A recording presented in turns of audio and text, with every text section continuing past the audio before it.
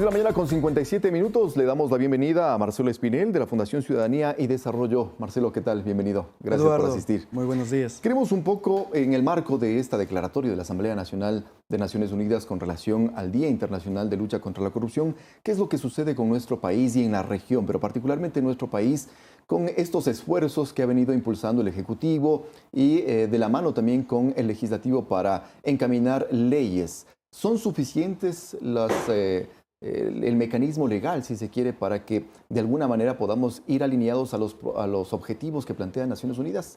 Bienvenido. Muchísimas gracias. Bueno, en los últimos años es cierto que el Ecuador ha mejorado el índice o su posición en el índice de percepción de la corrupción, que es un índice elaborado a nivel mundial por la organización Transparencia Internacional. Sin embargo, Ecuador aún se sigue puntuando como el cuarto país más corrupto de la región y está en la posición 114 a nivel mundial. Es decir, que la corrupción sigue siendo un problema en nuestro país. Pero lo que tú dices es mucho más cierto aún. No solo son necesarias las leyes para combatir a la corrupción, porque tenemos distintos tipos de corrupción. Esta gran corrupción que son estas decisiones que benefician a muy pocos individuos, pero que afectan una gran cantidad de derechos humanos de la población, como por ejemplo cuando se construye un hospital o una carretera con un alto precio y con ese dinero podrían construirse más hospitales, más carreteras o incluso garantizarse un salario digno para una mayor cantidad de funcionarios. La menor corrupción, esta es la que atravesamos todos los días, cuando tal vez no hacemos una fila o cuando pagamos a un funcionario público por obtener un trámite mucho más rápido. Pero yo creo que la peor de todas, la corrupción política, aquella en la cual destruimos a las instituciones, no garantizamos independencia de justicia y de esa manera afectamos a la cohesión social.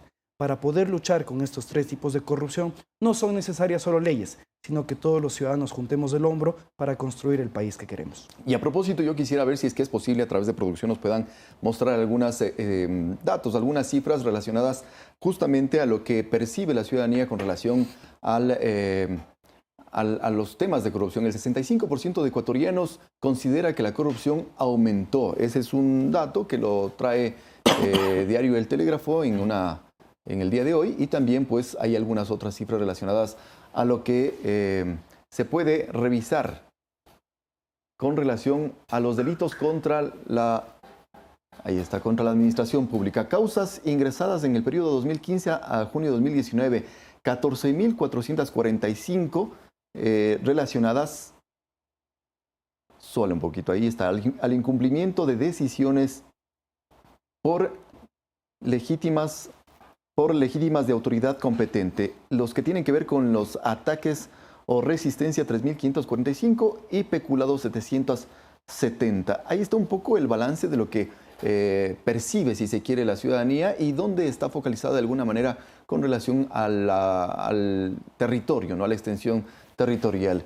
Y las causas ingresadas por delito en corrupción, el número de casos son 710, sobre todo los que tienen que ver con el mayor problema que aqueja al país con relación a la corrupción. ¿Qué podemos decir? El peculado, sobre todo, ¿no? Es un tema que se menciona en esta infografía de Diario Telégrafo. Más allá incluso de las preocupantes cifras, que son una gran cantidad de procesos que se están iniciando por supuestos delitos de corrupción, Latinobarómetro, en su último índice, reveló una cifra que es bastante preocupante. Más del 48% de los ciudadanos latinoamericanos, si es que conocen un caso de corrupción, prefieren no denunciarlo. Mientras que otro 48% aproximadamente, si es que conocen un caso de corrupción, están dispuestos a denunciarlo. La sociedad está completamente dividida. Existe temor tal vez a la presentación de denuncias contra la corrupción, existe temor tal vez a un tipo de persecución, o incluso hay una cifra que es más alarmante.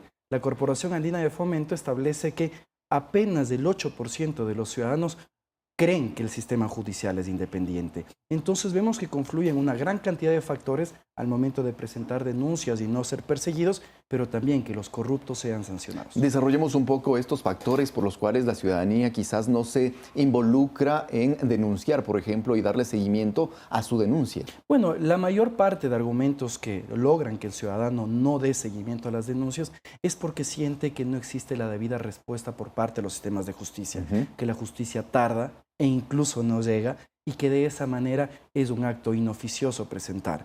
una denuncia contra la corrupción. Ahí tiene tarea que cumplir entonces el sistema judicial ecuatoriano. Los estados, garantizar independencia de funciones, garantizar acceso a la justicia y garantizar eficiencia procesal. Y esa es una deuda que tenemos como ciudadanos o que tienen hacia los ciudadanos del país, que no tenemos aún un sistema judicial independiente. Por ejemplo, el otro día estábamos analizando estadísticas dentro de la Fundación y vemos que es muy lamentable que la Asamblea Nacional en los últimos 2 años ha recibido un total de 14 proyectos de ley que buscan combatir a la corrupción y apenas uno ha sido aprobado. La lucha contra la corrupción requiere de todas las funciones del Estado, requiere también de los ciudadanos. Si es que el Ejecutivo está impulsando iniciativas de lucha contra la corrupción, requerimos también que la Asamblea Nacional actúe con la mayor responsabilidad posible y que dé el tratamiento adecuado a estos proyectos de ley y que también, como comentaba hace un momento, la justicia se caracterice por ser independiente, accesible y eficiente. Ok, vamos entonces a desarrollar el otro aspecto relacionado a los poderes del Estado. La función judicial, por un lado, tiene su tarea que cumplir y hay una tarea pendiente, pero hay 14 leyes, 2 recientemente que están tratándose en la Comisión de Participación Ciudadana, uno auspiciado por el asambleísta Villamar, otro por la asambleísta Cabezas. De alguna manera cada uno apuntando al mismo objetivo, pero el uno tiene que ver con proceso judicial hacia los bienes, no a las personas, para reforzar, si se quiere, el trabajo del COIP o lo que ya establece el COIP, mientras que la propuesta de Elizabeth Cabezas apunta más hacia los acuerdos con las partes. ¿Qué tan beneficiosos podrían ser estos, tomando en cuenta los 14 proyectos que han sido presentados en la Asamblea y que todavía no tienen luz verde, si se quiere? Bueno, las leyes cuando son discutidas y aprobadas en un país es porque tienen que responder a nuevas dinámicas sociales. La corrupción va cambiando. Es necesario implementar nuevos mecanismos para poder combatirla, pero también para poder establecer responsabilidades y tratar de recuperar lo robado. Los proyectos de ley que se han presentado y que se están discutiendo precisamente busca esto, la recuperación de activos, así como también tratar de facilitar las investigaciones. Creo yo que todos los proyectos de ley que se han presentado merecen ser discutidos. La Asamblea Nacional tiene que darle el debido tratamiento a los mismos para poder combatir de mejor manera este mal. Pero ahí nos retrotraemos a la primera parte de la entrevista, Eduardo. Las leyes son necesarias, sin duda que sí, pero también debemos buscar establecer sistemas de integridad en la que todos los habitantes, funcionarios públicos, autoridades electas y ciudadanos cumplamos nuestro rol. Caso contrario, seguiremos afectando los derechos de los sectores menos beneficiados de la sociedad. Hemos revisado entonces lo que tiene que ver con el sistema de justicia y también la participación ciudadana, lo que tiene que ver con la legislatura y otra vez regresamos la mirada al ciudadano. ¿Qué pasa con el Ejecutivo y estos esfuerzos también desde el principio que ha planteado la necesidad de combatir la corrupción? Por ejemplo, la creación de esta Secretaría Anticorrupción y los casos que de alguna manera está auspiciando y siguiendo para que la justicia pueda tener una determinación frente a estos casos denunciados. Bueno, yo creo que en la labor emprendida por el Ejecutivo existen varias aristas. No podemos decir que no es positivo el hecho de que se haya constituido esta Secretaría Anticorrupción con un enfoque más de investigación y también de propuesta normativa. Actualmente, junto con la Secretaría Anticorrupción, la Defensoría del Pueblo y Fundamedios y nuestra Fundación Ciudadanía y Desarrollo, estamos impulsando una nueva ley de transparencia y acceso a la información pública, así como también otras iniciativas del Ejecutivo, como la co-creación del primer plan de acción de gobierno abierto del país. Son iniciativas que tratan de enmarcarse en este concierto internacional de iniciativas anticorrupción, pero también, por ejemplo, vemos con mucha preocupación que la creación de esta comisión de expertos internacionales contra la corrupción hasta el momento no da resultados. Han pasado varios meses en los cuales ellos no han podido iniciar sus actividades y pues es urgente que lo que fue anunciado por el presidente de la República como uno de los mayores hitos en la lucha contra la corrupción empieza a dar resultados. ¿Cómo ha avanzado este trabajo precisamente del Gobierno Abierto? Una iniciativa que fue impulsada por varias organizaciones del sector de la sociedad civil precisamente para que, cobijados si se quiere, por el Gobierno Nacional también tengan resultados. Bueno, esto es algo totalmente destacable. Desde el año 2014, desde Fundación Ciudadanía y Desarrollo, empezamos a impulsar el ingreso de Ecuador a la Alianza por el Gobierno Abierto. Lastimosamente, el anterior gobierno era de oídos sordos frente a esta iniciativa, en la cual 80 países son miembros. El Gobierno Nacional dio cabida al inicio de la co-creación del Plan de Acción de Gobierno Abierto y esperamos que el mismo sea presentado en las siguientes semanas. Un plan que contiene 10 compromisos precisamente en materia de transparencia, de participación y de innovación, en lo que se busca, por ejemplo, que los ciudadanos puedan acceder de mejor manera y de mayor manera a información sobre contratación pública, sobre procesos extractivos, a que veamos si es que está o no funcionando nuestra ley de transparencia o que también busquemos más eficiencia y calidad en los servicios públicos.